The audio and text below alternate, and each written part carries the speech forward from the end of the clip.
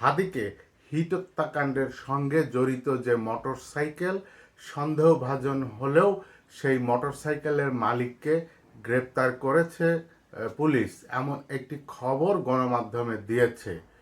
তবে হাদির সঙ্গে যে এই ফয়সাল করিম দাউদ খান, তার কি সম্পর্ক, কোথা থেকে কিভাবে যোগাযোগটা হলো, এই সমস্ত বিষয় নিয়েই আজকের এই ভিডিও।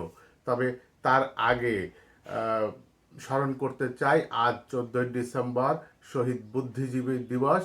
এই দিনে 1971 সালের এই দিনে বাঙালিকে মেধাশূন্য করার জন্য বর্বর পাকিস্তানি এদেশের দেশীয় রাজাকারের সহায়তায় জাতির শ্রেষ্ঠ সন্তানদেরকে নৃশংসভাবে হিটহত্যা করে। শ্রদ্ধা জানাই শহীদ বুদ্ধিজীবীদের। আর 2 দিন পরে মহান বিজয় দিবস। আসুন এবার মূল আলোচনায়। ত্রয়োদশ জাতীয় সংসদ নির্বাচনে সম্ভাব্য স্বতন্ত্র প্রার্থী ও ইনকলাব মঞ্চের আহ্বায়ক শরীফ ওসমান বিন হাদিকে গুটিলি করার ঘটনায় সন্দেহভাজন একজনকে শনাক্ত করেছে পুলিশ।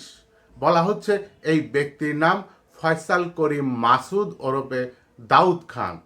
কে এই ব্যক্তি, কে এই দাউদ খান, কি তার পরিচয়, কোথা থেকে আসলেন তিনি, তা নিয়ে কৌতূহল আছে আপনার আমার অনেকের মধ্যেই।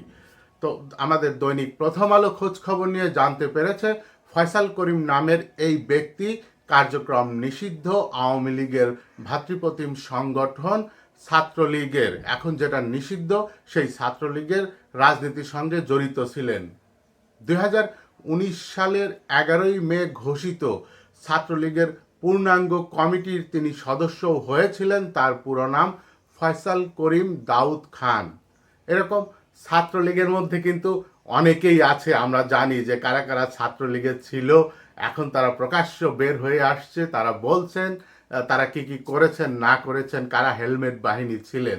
তো এইরকমই একজন ছাত্রলীগ হতে পারে আমার ধারণা, বা আরও কিছু হতে পারে।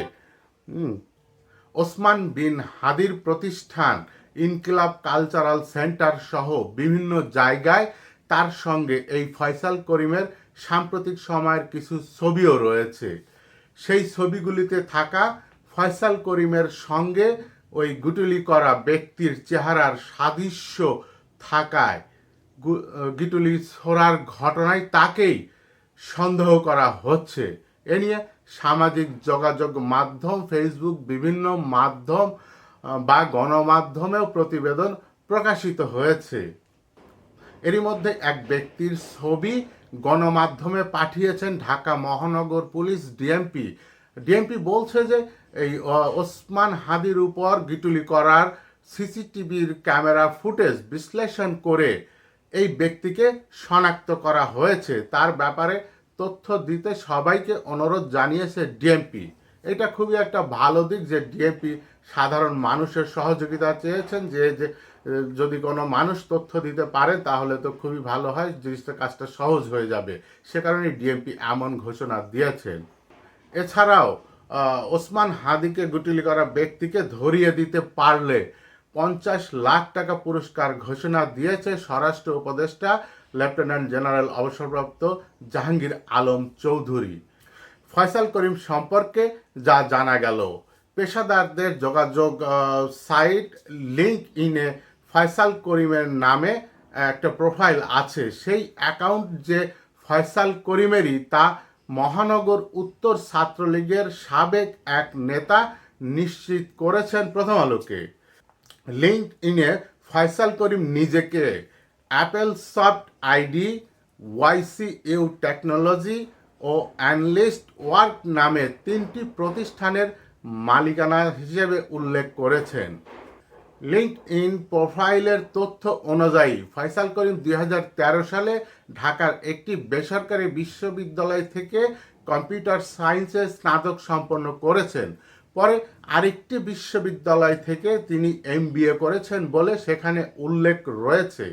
24 জুলাই গণ অভ্যুত্থানের সময় আন্দোলনকারীদের দমনে আওয়ামী লীগ ও সহযোগী সংগঠনগুলোর নেতাকর্মীদের সঙ্গে মাঠে ছিলেন বলেও ছাত্রলীগের একটি সূত্র জানিয়েছে। সূত্রটি প্রথম আলোকে নিশ্চিত করেছে ওসমান হাদির উপর গুটিলি চালানো সন্দেহভাজন ফয়সাল করিম ও কেন্দ্রীয় ছাত্রলীগের সাবেক সদস্য, যখন হচ্ছে যে কমিটি ছিল রেজাউনুল হক চৌধুরী ও গোলাম রব্বানীর নেতৃত্বের কমিটি, সেই কমিটিতে ফয়সাল করিম, দাউদ খান একই ব্যক্তি। ওসমান হাদিকে গুটুলির ঘটনায় নাম আসার পর ফয়সাল করিমের সঙ্গে আওয়ামী লীগ আমলের ঢাকা মহানগর আওয়ামী লীগের ছাত্রলীগের কিছু নেতার ছবি ফেসবুকে প্রকাশিত হয়েছে। এছাড়াও সাম্প্রতিক সময়ে হাদির সঙ্গে ঢাকা ৮ আসনে গণসংযোগ এবং বাংলা মোটরে হাদির প্রতিষ্ঠিত ইনকিলাব কালচারাল সেন্টারের আড্ডায়ও এই ফয়সালের অংশ নেওয়া ছবিও ভাইরাল হয়েছে। অনেকেই ধারণা করে বলছেন যে ফয়সাল করিম ওসমান হাদিকে বেশ কিছুদিন ধরেই অনুসরণ করছিলেন। এই ফয়সাল করিম অস্ত্রসহ গ্রেপ্তারের পর জামিন নিয়ে প্রশ্ন। জুলাই গণ অভ্যুত্থানের পর গত বছর ২৮ অক্টোবর ঢাকার আদাবরের বাইতুল আমান হাউজিং সোসাইটি এলাকায় ব্রিটিশ কলম্বিয়া স্কুলের ৪র্থ তলার অফিসে অস্ত্রের মুখে ১৭ লাখ টাকা লুটের ঘটনা ঘটে। এ ঘটনায় আদাবর থানায় একটা মামলাও হয়েছিল। ওই মামলায় প্রধান আসামি ছিলেন এই ফয়সাল করিম। মামলা হওয়ার কিছুদিন পর ৭ নভেম্বর আদাবর এলাকা থেকে ফয়সাল করিমকে গ্রেপ্তার করেছিল র্যাব। তখন তার কাছ থেকে ২টি বিদেশি পিস্তল, ২টি ম্যাগাজিন, ৫টি গুলি, ৩টি মুঠোফোন ও ৫,০০০ টাকা উদ্ধার করা হয়েছিল। ওই মামলা থেকে গত ১৬ই ফেব্রুয়ারি হাইকোর্ট থেকে জামিন পান ফয়সাল করিম। জামিনের সময়সীমা বাড়াতে গত ১২ই আগস্ট আবারও হাইকোর্টে আবেদন করলে হাইকোর্ট তাকে নতুন করে আরও ১ বছরের জামিন মঞ্জুর করেন। জামিনে থাকা অবস্থায় এবার তার বিরুদ্ধে ফয়সাল হাদিকে গিটুলি করার অভিযোগ এলো। এরকম লুটের ঘটনায় ২টি অস্ত্রসহ গ্রেপ্তার হওয়া ব্যক্তি এত অল্প সময়ে ৩ মাস ৮ দিন বলা হচ্ছে যে ৩ মাস ৮ দিনের মধ্যে কিভাবে জামিন পেলেন, কে তাকে জামিন নিয়ে দিল, কে তাকে সহায়তা করেছিল, এইসব প্রশ্ন এখন তৈরি হচ্ছে।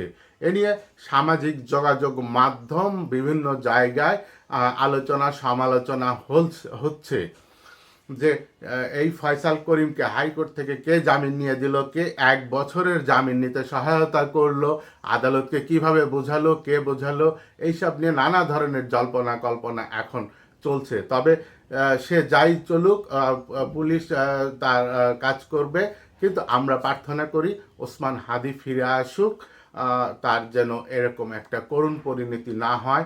আমরা সবাই তার জন্য প্রার্থনা করি। ভালো থাকবেন, সুস্থ থাকবেন, নিরাপদে থাকবেন।